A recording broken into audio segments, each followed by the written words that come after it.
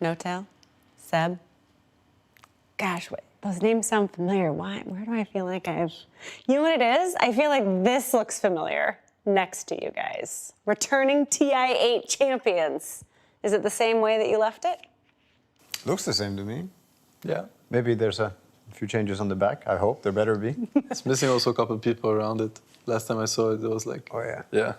What is it like in the days and the months following TI when you've won versus when you've left something there? I mean, everybody we've talked to in this couch talks about that being the one thing they want to do and the ability to look back and wish they had done things differently. What is it like to not have that? Life has been very relieving for me ever since.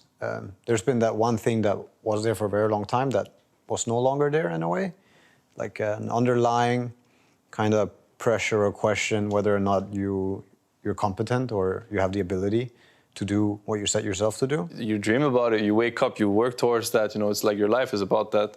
Once you actually do it, it becomes harder to go for it because it's not as obvious. You have to, it has to come within yourself. Like you have to kind of craft it. You know, this fire, this motivation, and you know the people that are gonna go up against you, right? You know how bloodthirsty they are. You're like, nothing's gonna stop them. Nothing is stopping them. If you're on the way, well, you better get out of the way before it's too late.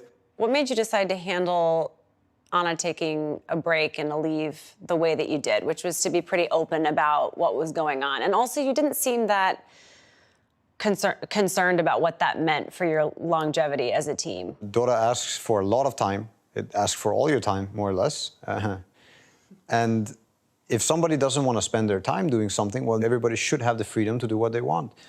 And yeah, we set ourselves this crazy goal of winning the international. So once that's achieved, what do you want to do? And then, well, a lot of us wanted to play right away.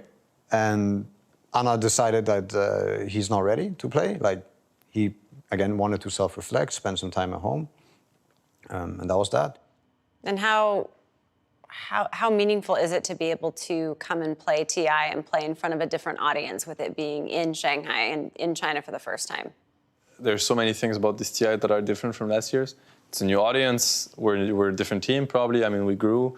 We're going to play against 17 different teams that are very good at the game.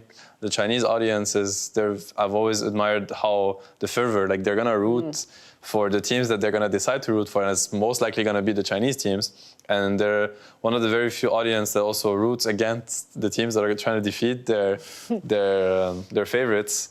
And it's rough sometimes. It gets rough. I remember my first tournaments in China. Sometimes it was overwhelming. It was getting to me. I was like, wow, but they're actually chanting against me or they're booing me, or it has happened. Not always, but it happens. It's part of it. It's competition, right? I mean, let's say we had a tournament in France and this would happen. I would be like, yeah, they're cheering up, you know, cheering me up. TI in France, yeah, that's not going to happen. I need to get over that. One day, man, one day. We just keep the game alive long enough. Yeah. Maybe all the other nations will fall and France will be the last one standing. Maybe. And then you'll get your TI. Boy, that got dark. Doesn't need to be a world war for it to be over. No, but we're just talking about the feasibility of TI happening in France. We're just going through options, you know, nothing more. That's about the only option that we have. Yeah. Is there anything else that you want to add to fans of OG and fans of Dota? Just in general, just about where we are right now, sitting here getting ready for TI9. Just remember why you sat down to play for the first time and why you keep sitting down to play. I mean, maybe you forget along the way. I have forgotten along the way, but it's a game that I truly love, and I'm sure that I'm not the only one. There's so many players.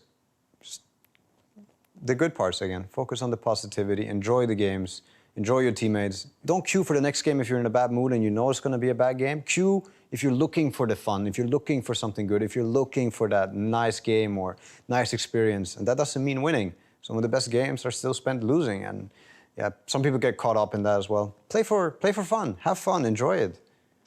Thank you, guys. Yeah, you're welcome. You're welcome.